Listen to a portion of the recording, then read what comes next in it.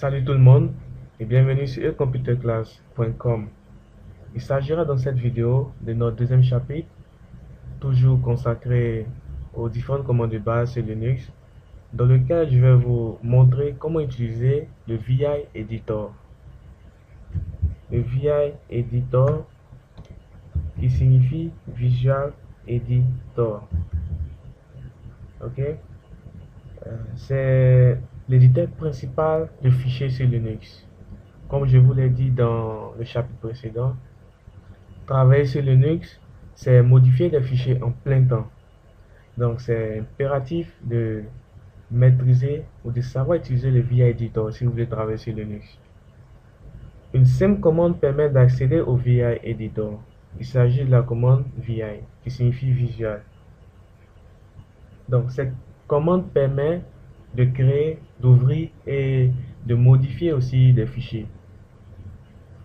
Donc, je vais toujours prendre l'exemple de ecomputerclass. Donc, nous allons créer le fichier ecomputerclass maintenant en utilisant la commande vi ecomputerclass. Entrée. Voici ce à quoi ressemble le VI Editor.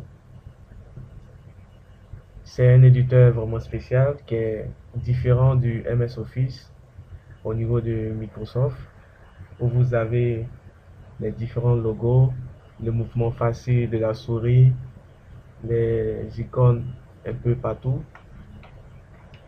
Le VI Editor, c'est un éditeur qui permet principalement de modifier des fichiers de configuration. Les fichiers de configuration, ça ne manque pas sur Linux. Il y en a beaucoup. Le VI Editor comprend trois types de modes.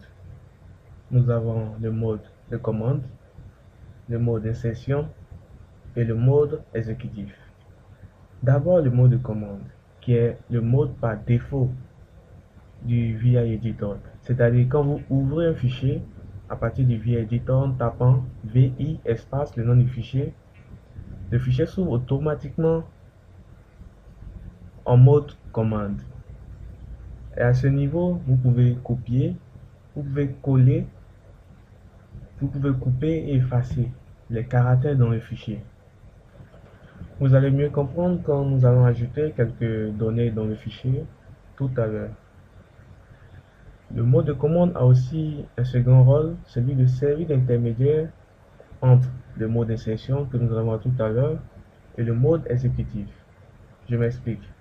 Quand vous êtes au niveau du mode d'insertion et que vous devez sauver votre travail en passant par le mode exécutif, vous devez impérativement passer par le mode de commande en appuyant sur la touche échappe.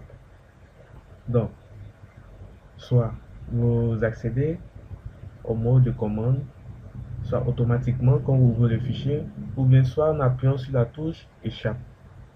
Okay. Maintenant, nous allons passer au mode insertion. Comme le nom l'indique, insertion.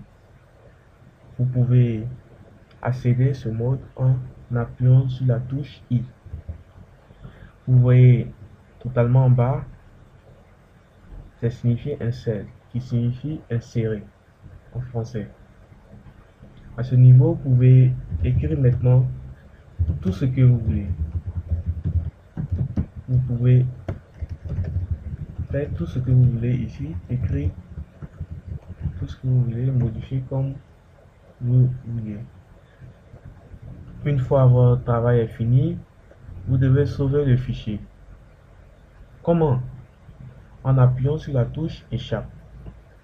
Une fois que vous appuyez sur la touche échappe, vous voyez insert a disparu.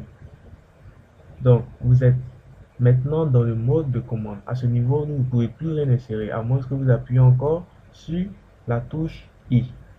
Mais ce n'est pas le cas actuellement puisque nous ne voulons plus rien entrer dans ce fichier.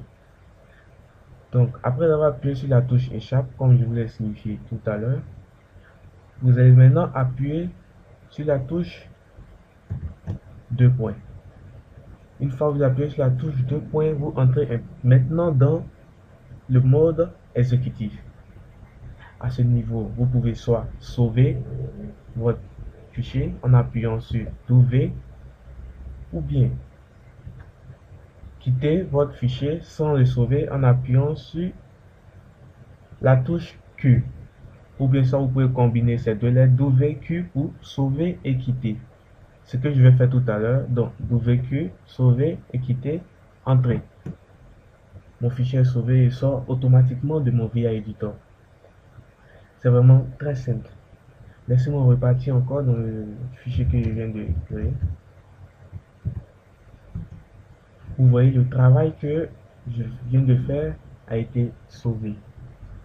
Comme je vous l'ai signifié tout à l'heure, au niveau du mode de commande, vous pouvez copier, vous pouvez coller, vous pouvez effacer.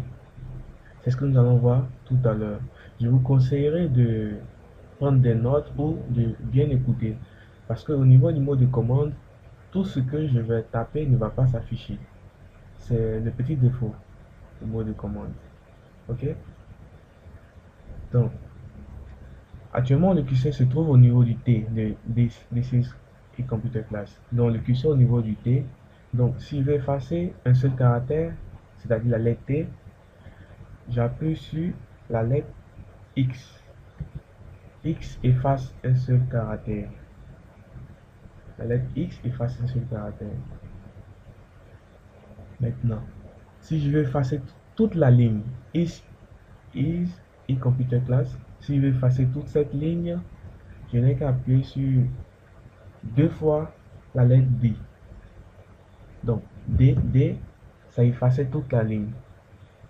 Mais en même temps, ce qui était effacé est encore sauvé dans la mémoire tampon. Donc, le DD permet d'effacer, mais en même temps, il permet de couper. Parce que si j'appuie sur P, qui signifie paste en anglais coller, je viens de remettre. Coller en fait ce que je viens de couper. Donc, la lettre DD permet d'effacer la ligne, mais aussi permet de couper toute une ligne. Et vous pouvez coller ce que vous venez de couper à partir de la lettre DD en appuyant sur la lettre P qui signifie paste, coller en français. J'espère que je me suis fait comprendre. Même chose aussi pour copier. Si vous voulez copier, vous appuyez deux fois sur la lettre Y.